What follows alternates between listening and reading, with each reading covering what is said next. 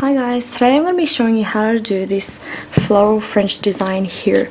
So I've just got a pink diagonal French and a red and white flowers. Okay, so first off, I've already prepped my nail on this hand. So what I did was I started with oily base coat, and then after that I painted a coat of Maybelline Salon Manicure, which gives it a nice pink glow. And then I used China Glaze Something Sweet to create this diagonal here. If you want to know how to do this design, keep watching.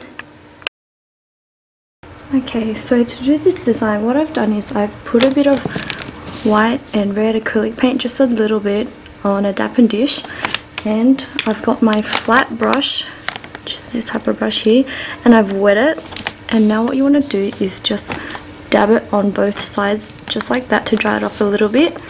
And then the next step is to, so what you want to do is dip half your brush into the white paint and dip the other half of the brush into the red paint, like so. So you end up with something that looks a little bit like this. Okay, now to draw on the flower, you want to start off with the red on the inner part of your nail. So start it with the red at the bottom. Okay, so what we're going to do is we're going to drag this a little bit. Okay, so sorry, I'm just a little bit shaky because I'm using my non-dominant hand, but it will look something like this.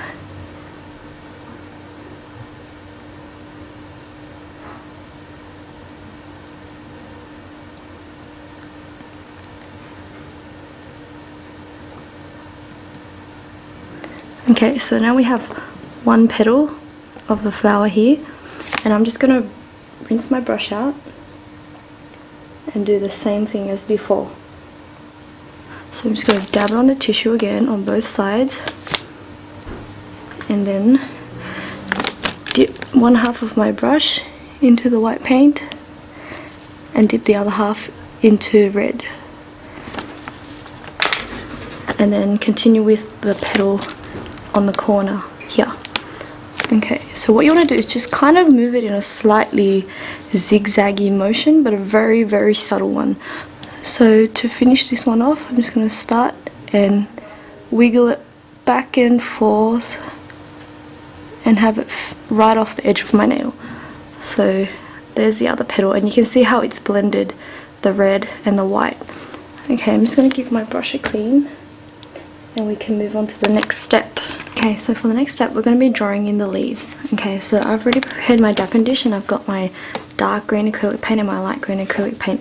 Okay, and this time I'll be using this brush here, this size. It's about half the size of the other brush that I was using, and we're going to be using the same technique as well. So I've already dipped my brush in water, so I'm just going to dab it on both sides to dry it off a little bit. And now I'm going to be dipping half the brush into the dark green and then the other half into the light green. Okay, so now what we want to do is, okay, this might be a little bit awkward, but what we want to do is we're going to move it in an S shape to get the leaf. Okay, so if I can manage this.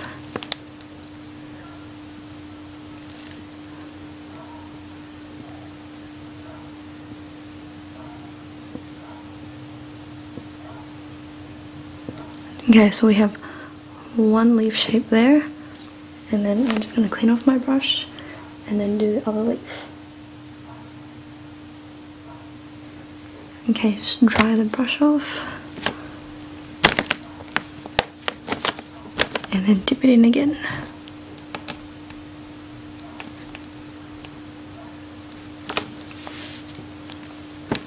Okay, for the last petal, for the last leaf, I'll just be doing it right under the other leaf. So in the same motion, you just want to have it at an angle and do an S shape.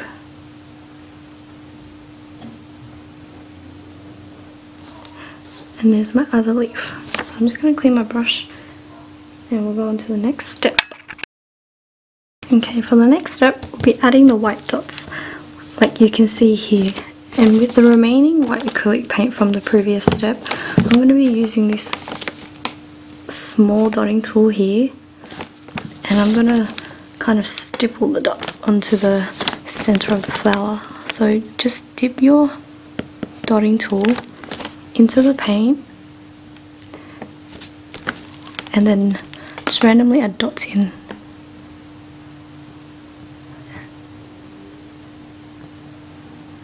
If you need more paint, just go in and get more paint and add more dots. You just want a mix of large and small dots.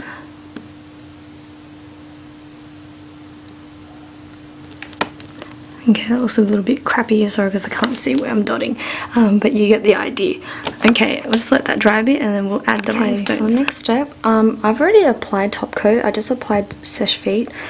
Because with rhinestones I don't like applying them before top coat, so I'm just going to apply them after the top coat. Okay, to stick my rhinestones down, I'm using an old base coat. This is just really old, as you can see it's like that much left. It's quite sticky, but it's a great idea if you want to use all your leftover clear nail polishes and you haven't got any thinner to thin them down, so I'm just using that. I've already set up my rhinestones here, face up, like proper way up, so that they're easy to use, and I've also used some blue tack attached to the end of a dotting tool like here to help pick them up easier. Okay, so what you want to do is I'm just gonna open my base coat. Just make sure there's a sufficient amount of base coat, and then just slightly dab in the area that I want to put the rhinestones. So this is at the center of the flower, so I'm just going to dab a bit of top coat on that, base coat, and then pick up my rhinestone with my blue tack.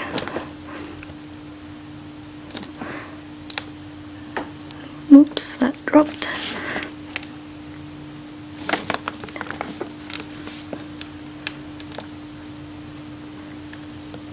And then I'll place it on, and then that's it. That's all done. Now we don't need to do anything else.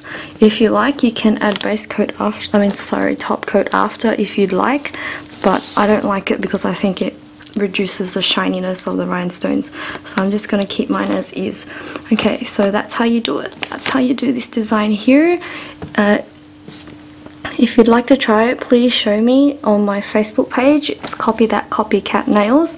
Also, if you'd like to visit my blog, you can visit it at www.copythatcopycat.blogspot.com.